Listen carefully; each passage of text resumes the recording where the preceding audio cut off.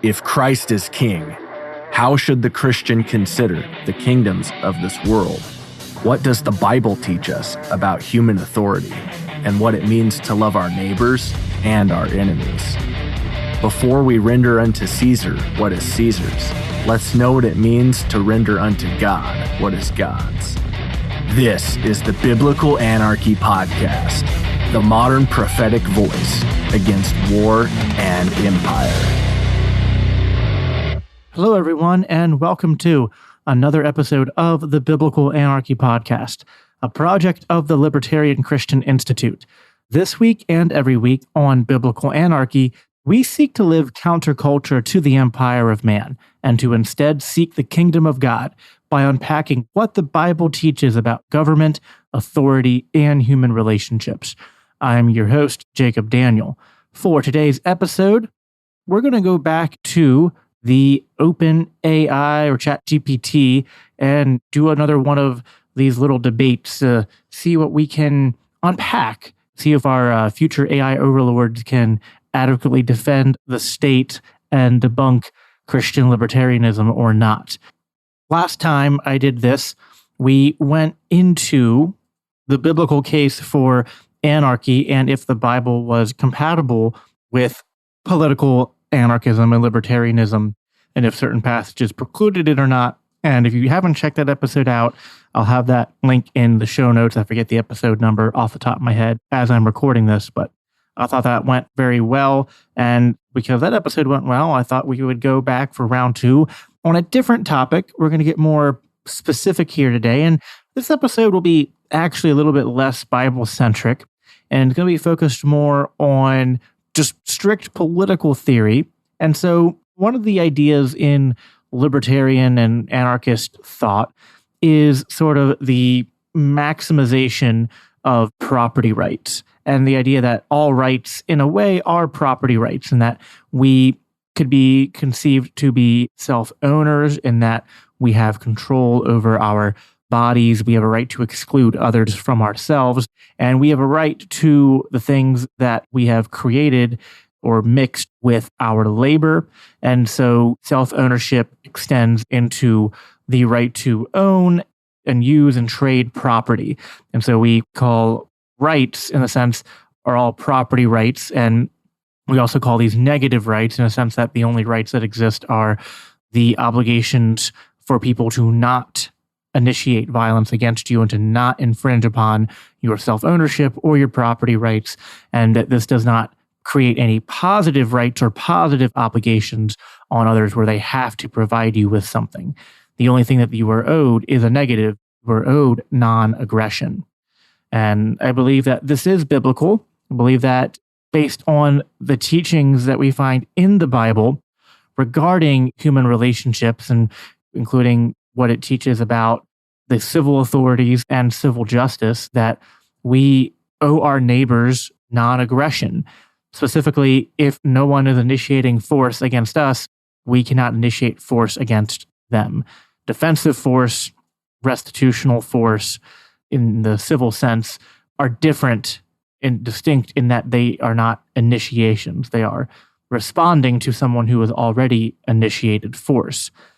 But it wouldn't be fair to say that only libertarians or only anarchists believe in property rights. Rather, I would say that we believe in the consistent application and the maximization of property rights, and that we actually believe that the state as an entity is just definitionally, necessarily by its nature, in conflict and in violation with property rights. And so something you'll often hear in defense of the state as an entity is that, well, we need the state to protect property rights. And so that's what I want to tackle today. And so to dive into it, I started out with just, does the state protect property rights to ChatGPT? The answer was yes, in most countries, the state is responsible for protecting property rights. Property rights refer to the legal rights of individuals or entities to own, use, and dispose of property, whether it be tangible property such as land, buildings, and personal possessions, or intangible property such as intellectual property. Don't even get me started on intellectual property. That probably needs to be its own episode, as I would say that consistent libertarian thought and anarchist thought would actually reject the modern conception of intellectual property. There's some nuance there we can get into, not for today's episode. Going back to ChatGPT's answer here, it says that the state's responsibility to protect property rights is often enshrined in the Constitution or other laws and typically involves enforcing property rights through the legal system. This may include protecting against theft, trespassing, or damage done to property, as well as protecting the right to use and dispose of property. In addition to legal protection, the state may also provide various forms of support to property owners, such as tax incentives, subsidies, and assistance with obtaining financing. However, it is important to note that the specific policies and level of protection provided by the state can vary significantly between countries and may be influenced by factors such as political ideology, economic conditions, and cultural norms. So I decided to, again, kind of use a Socratic approach here, and I want to start to see if we can't get the ChatGPT AI to catch a contradiction in what it just laid out, which was basically that, yes, the state does protect property rights. And to kind of like give away here where we're going with this, for those who are familiar with libertarian thought, probably already know where I'm going with this, but how does the state fund itself? And before I get to the chat, the OpenAI's answer, well, obviously the state funds itself through taxation and through money printing. I'm focusing more on taxation here in this conversation because all states throughout history have taxed. Not all states have had fiat currency and money printing necessarily. And so the Federal Reserve and fiat currency are subjects that are indeed important and do need talked about, but try to stick to one topic at a time. So we're trying to get to the conclusion here, which I think is correct, that essentially taxation is a form of theft. And no matter what way we try to slice it or nuance it, the state is supposedly an entity that protects you against theft, but it does so by committing theft. And so it's like trying to prevent murder by murdering people. I mean, this is just a logical contradiction. If we're talking in philosophical terms, the state is just a philosophical non sequitur because it violates its own premise of we need a state to protect property rights, but the state violates property rights. We have a clear contradiction. And so I'm trying to get the AI to see this, or maybe the AI will prove me wrong, but we'll find out. So the answer to how does the state fund itself, they gave a long answer. I won't go into they gave a bullet point here of different things, and rather than read all 6 of these, I'm just going to read in the explanations, I'm just going to read the taglines. So it gave 6 different ways: taxation, borrowing, natural resources, as in you can sell natural resources, fees and charges, which kind of seems like another form of taxation, but they're kind of getting into licensing fees and things like that. Seigniorage, which refers to the profit government of printing and issuing currency, and privatization, which means selling off public property. Then it concludes by saying it's important to note that each country's tax and financial system can be complex, and specific methods and policies used to fund the state can vary. And it does this kind of at the end of every answer. I'm not going to repeat it every time, just like last episode. I always feel like it's important to give a long caveat and disclaimers at the end of every response. So I followed up by asking, do states claim the right to issue taxes? Yes, states generally claim the right to issue taxes as a means of raising revenue to fund public services and infrastructure.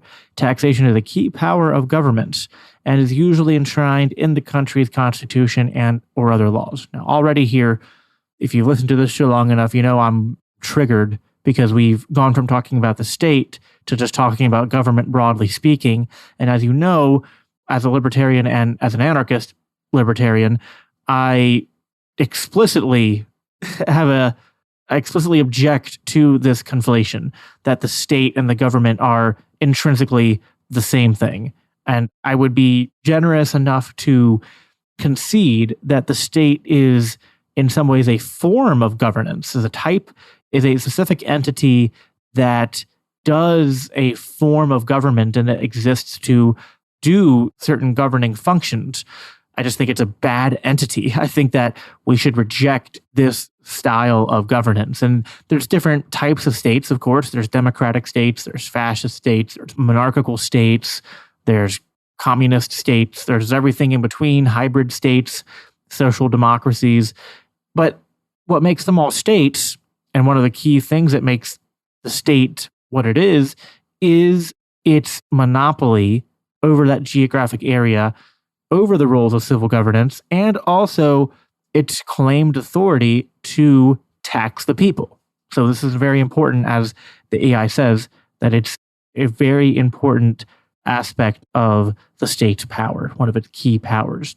And so again, I'm not going to call the AI out every time it does this conflation, but I just want to remind everyone again that I think that we need to divorce the idea of government and the idea of the state, that there's like an Venn diagram, all states are a form of government. I think it's a distorted, warped, human, fallen form of government, but a form of government nonetheless, an authoritarian form of government.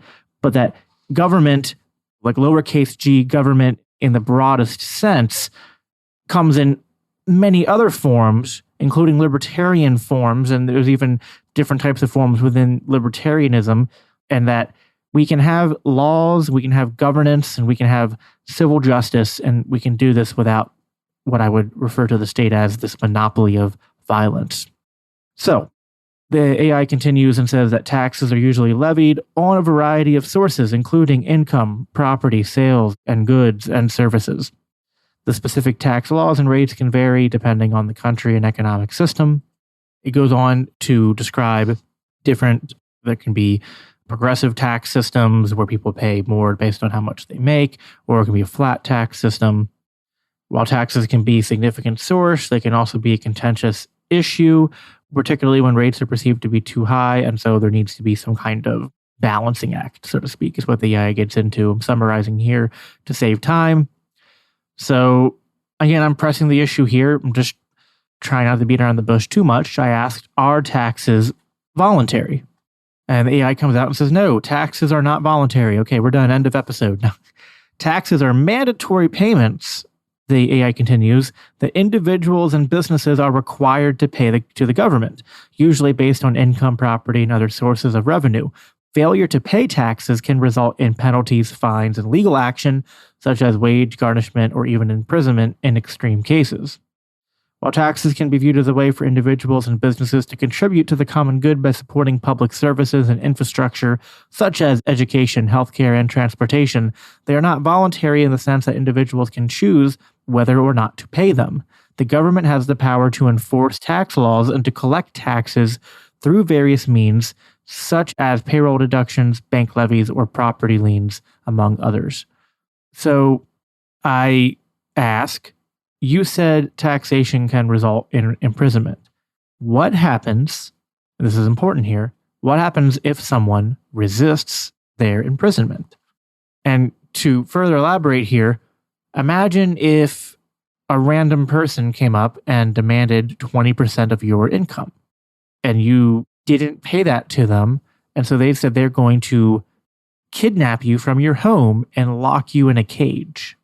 Would you be unjustified in resisting your kidnapper? Or what if they're not even trying to kidnap you? What if they're trying to kidnap your spouse? Or if they're trying to kidnap like your teenage or young adult child, or a friend, neighbor, coworker, family member? I think most of us have a perfectly understandable moral intuition, probably universal moral intuition here, that would be wrong. And I think do not steal in the Bible and do not murder. And I think it's clear that if you are threatening violence against someone to steal from them, well, if they resist, at some point there's a chance of lethal force being used here, whether intentional or not. And so the question that I'm honing in on here is, okay, like, let's be very clear here. Taxes are not voluntary. And what does it mean to say that taxes are not voluntary? Yeah, I mean, they can deduct it from your bank account, and there are many ways that the state tries to implement taxation in a way that isn't just showing up at people's homes with armed men coming to detain them if they don't pay up.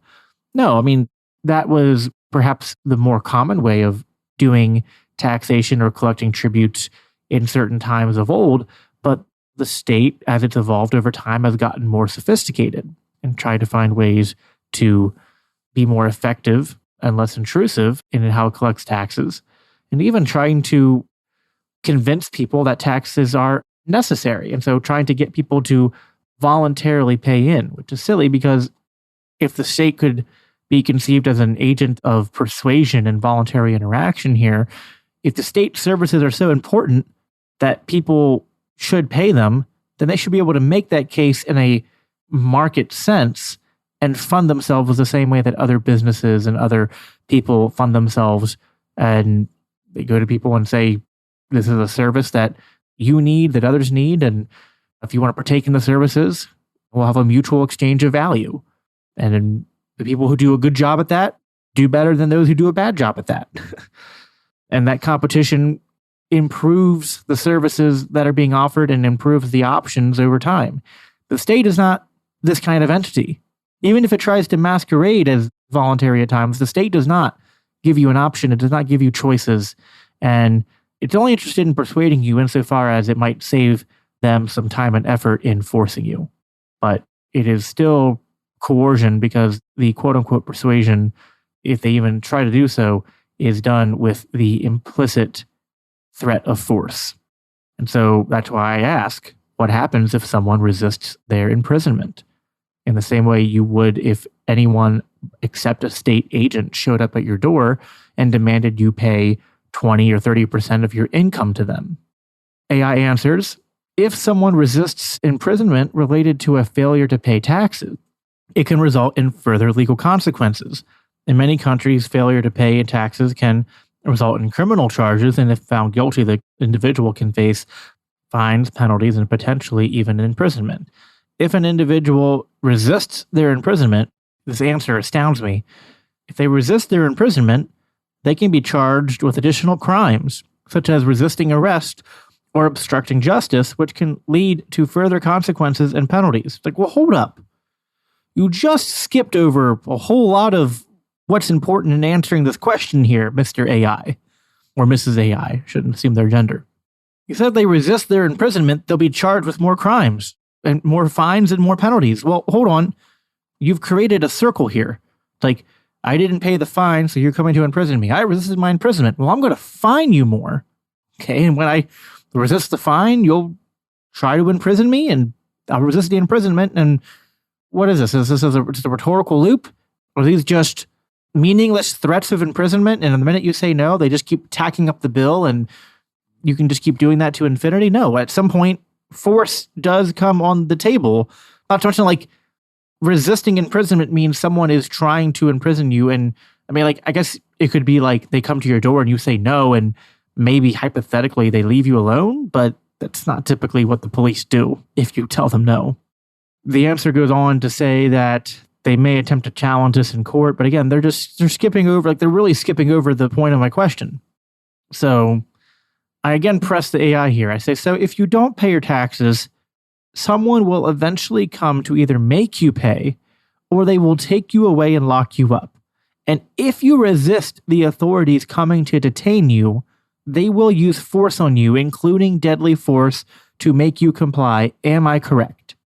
The AI answers, while failure to pay taxes can potentially lead to legal consequences and even imprisonment, it is important to note that the use of force or deadly force in these situations is typically reserved as a last resort, which is like, what doesn't matter. It is there. Like, I'm sure the mugger on the street probably would prefer to just take my wallet and not have to fire his gun at me. But he will as a last resort. So it's still a threat of violence. If there was no gun on the table, if it was just like a beggar on the street and he was just begging me for money and hounding me for money, maybe even in a way that was rude or socially just unpleasant or unacceptable, but ultimately I could still walk away and not pay the beggar money, well, that wouldn't be threat or violence. That would be the most annoying or harassment of the sort. But what makes this involuntary is that there has to be a threat of force to back up if people say no. And sure, you can set up all this sort of mechanisms to try to delay that force as long as possible and really expound the coercion by tacking on fines and increasing the threat. Just keep threatening the person that, again, it's kind of like the mugger on the street saying, give me your wallet. You say no. It's like, well, give me your wallet or I'm going to rough you up. Or give me your wallet. If you don't give me your wallet, I'm going to take your wallet and your car keys. If you don't give me your wallet, I'm going to take your wallet and your car keys and the clothes off your back. And it's like, okay, eventually they will keep resisting the mugger. He's going to, at least potentially, use violence on you. And no one would say anything to you defending yourself against a mugger, except maybe to just be careful when it might not be wise. But the morality of it, if someone's trying to mug you or someone else and you resist them, you wouldn't be unjust in doing that. But when the state does it, it's a different question. So, yeah, it might be a last resort, but that doesn't really mean a whole lot. In most cases, if an individual fails to pay their taxes or comply with a tax enforcement order, the AI goes on, the authorities will typically use legal processes to collect the owed amount, such as wage garnishment or property. So it's like, oh, well, the state's become, through technology, more advanced. They don't have to use violence against you. They'll just take it. It's like, give me your money. No. Okay, well, I have a magic wand that just made all the money in your wallet come into my pocket. Okay. I mean, maybe that's a little bit preferable to being mugged, but it's still involuntary. And the AI goes on to say it's only in rare cases after multiple attempts have been made to collect the amount owed, which we'll get into that too. Because what is normative according to the Bible for what we owe people? Is it normative in the Bible to say that you owe someone something if they come and demand it by force, or they come and demand it and threaten to use force? It's just as a last resort. Like, listen, I need you to give me $100. I don't want to use violence, man. I don't want to hurt you. Just give me the $100. If you don't, I'll make it $150. And if you still don't, I'll make it $200. And if you don't, maybe I'll break your window and roughen you up a little bit. But, I don't want to use violence unless I have to. That's not normative. That is not what's normative in the Bible is that we own our property, and that we see in passages like in Matthew 20, if I'm remembering the chapter number correctly here, but the parable of the workers in the vineyard, we see that Jesus describes that the claim over property is absolute, that they can do with it as they please. And they're free to use their property to negotiate what is voluntary, and that no one is owed anything except what they voluntarily negotiate for. There's nowhere in the Bible when suddenly it says, well, you owe someone something because they demanded it by force. And before someone throws up render unto Caesar to me, they're missing the point of that passage, and we've talked about that before. Because that was, again, the Pharisees set to trap Jesus here because they knew he probably wanted, what they were, he's going to say, it's not lawful to pay tribute to Caesar, and will trap him and get him in trouble with the Roman authorities. But if he says, well, no, you should, then he gets discredited to his audience. So they thought they laid a perfect trap out for him. His answer leaves them speechless, and they walk away in awe because he says the correct answer in a way that's disguised, but so brilliant, because render unto Caesar what is Caesar's. Again, he's just saying give Caesar what is his, but give to God what is God's. And what God demands is our worship and our obedience, which always come in direct conflict with the state. Always. So you cannot use that passage here to try to trap me in what I said. Sorry. So I then go on, because it keeps repeating itself like, well, this is just last resort. They don't want to do this. It's just, I said, so, all right, so the choices are that the state will either take what you owe them without your permission, or they will detain you with force, and if you resist the detainment, they will likely, it'll eventually lead to an escalation of deadly force. AI said, it is important to clarify that while the state has the power to collect taxes and to enforce tax laws, the use of, and they're repeating itself here, it's only used as the last resort. If the individual refuses to comply with tax enforcement orders or attempts to evade taxes, they will use various means. But again, AI repeats itself a second time in this answer. It's only as a last resort. It's only a last, it just keeps on. It's just a last resort. It's not a good defense. I mean, like, let's make this even more extreme here. Sorry for a second, but it's just like, it'd be like if someone was trying to creepily court a woman, a man creepily like, listen, I don't want to rape you. That's my last resort. I just want you to willingly come home with me and have sex with me. But if you don't, I will. It's like, you can't use that justification that it's the last resort. It's like, if you are threatening violence or coercion, even as a last resort, that is still a threat of violence or coercion. I cannot be more clear about this. And I'm raising my voice because, I mean, I use that example, right? Like, of the woman being raped, because maybe that's more visceral and real to people, but like, that is what the state does too. That is still, like, I shouldn't have to use such violent imagery, but I kind of do, because that is what the state does. It is involuntary. And we need to understand that if we reject involuntary interactions and we reject coercion and violence in these other areas of human relationships, okay, and we get that from biblical principles, I need to be shown where biblical principles make an exception to that, because I don't see it. It's not there. Yes, if an individual... So I said, okay, but to summarize, the state will either take what they owe from you or they will detain you. And they say, yes, if an individual fails to pay their taxes, the state has the power to use legal processes. And again, we were going in circles here, me and the AI, because it just kept wanting to downplay this deadly force that the state can use. So I decided to drop that because I was realizing, all right, whatever. It's admitting it's involuntary even as a last resort. So what I said was, all right, what do we call, let's just make it simple. What do we call taking someone's property or money without permission and threatening violence if they don't cooperate, even as a last resort? Well, taking someone's property or money without permission is generally considered theft or robbery, depending on the specific circumstances. But yes, exactly. Like, however, when the state uses its legal authority to collect taxes, it's not considered theft or robbery, because the state has the legal power to impose taxes on the individuals and businesses to fund the public services and activities. It's like, so wait, the state has the legal authority to threaten violence and collect taxes. So it's like, wait, no. Well, it's not violence because the state has the authority to do it. It's like, based on what? Who says the state has that authority? If it's the people, well, if the people consent to giving the state money, the state wouldn't need violence, right? Like, does that make sense? Like, if the people consent to a group, like, we will give you money to do X. Now, like, if there was a theft involved, if it was like a breach of contract, then maybe that's where civil justice, it's where third-party arbitration comes in to take care of that.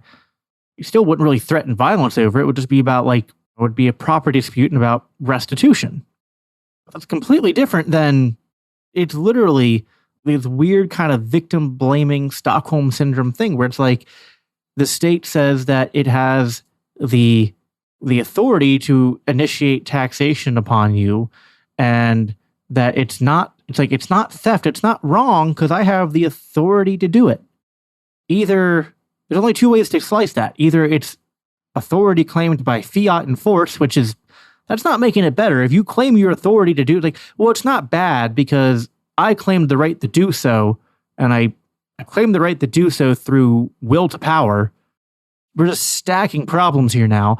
And if you somehow try to spin it into what AI later does do this, tries to spin it into the, well, it's democratic, it's consensual because of democracy and that we are the government. It's like, well, hold on. If that's true, then you wouldn't need the threat of force. People will just cooperate. The The problem is the state tries to redefine what the term voluntary means. It tries to use democracy as a fill-in for consent. And so we're going to stop the episode here because this conversation with the AI actually went on super long, and it would be probably like an hour and a half if I were to do it all right now. So, but that's an important point to leave off on, and to sort of like where I'm going to go with the AI in the next, when I pick this back up. I haven't decided if it'll be the next episode or not. If I want to spread it out a little bit longer, maybe go to another subject and come back to this. But what we're getting into is, where does the state derive its authority? And those within the state who are acting on state authority, do they have different rights than us? And is that biblical? Those are the questions that we have to answer as Christians.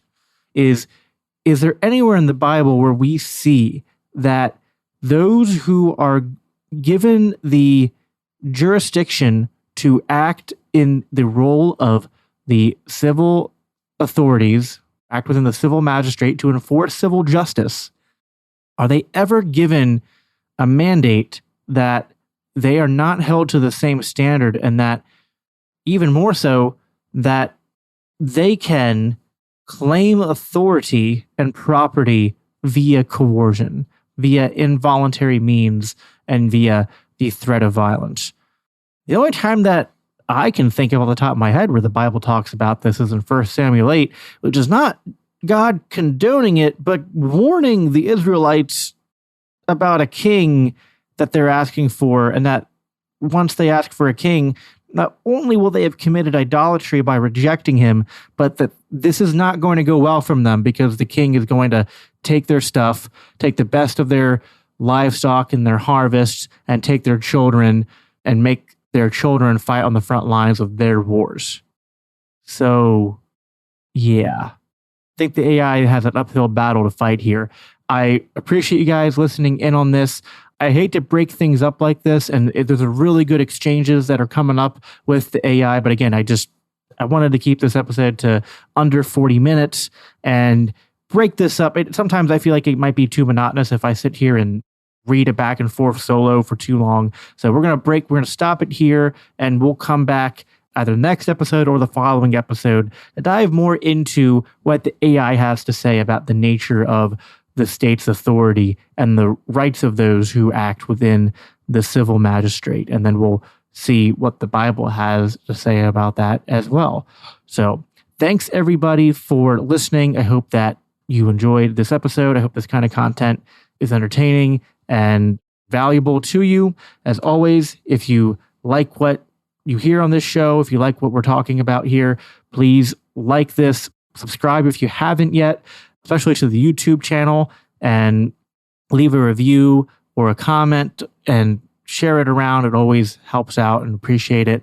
I want to again plug, in a month, we at the Libertarian Christian Institute will be at Freedom Fest, which is in Memphis, Tennessee, and we're really excited about that. We're having 2 sessions, one that's a moderated discussion where Nick Gillespie will be moderating a discussion on nationalism with our very own Norman Horn and Brian Kaplan. And then we will be doing a breakout session on Christian nationalism and what the libertarian antidote is to that. So really excited for that. And we'll be doing a lot of on-site interviews and things while we're there. So if you can make it out, please do. And if not, make sure you're subscribed to my channel as well at the Libertarian Christian Institute, so that you can keep up with all the exciting things that we have in the works. That's all that I got for you guys today. We will talk again in 2 weeks. Take care. The Biblical Anarchy Podcast is a part of the Christians for Liberty Network, a project of the Libertarian Christian Institute. If you love this podcast, it helps us reach more with a message of freedom when you rate and review us on your favorite podcast apps and share with others. If you want to support the production of the Biblical Anarchy Podcast, please consider donating to the Libertarian Christian Institute at biblicalanarchypodcast.com, where you can also sign up to receive special announcements and resources related to biblical anarchy. Thanks for tuning in.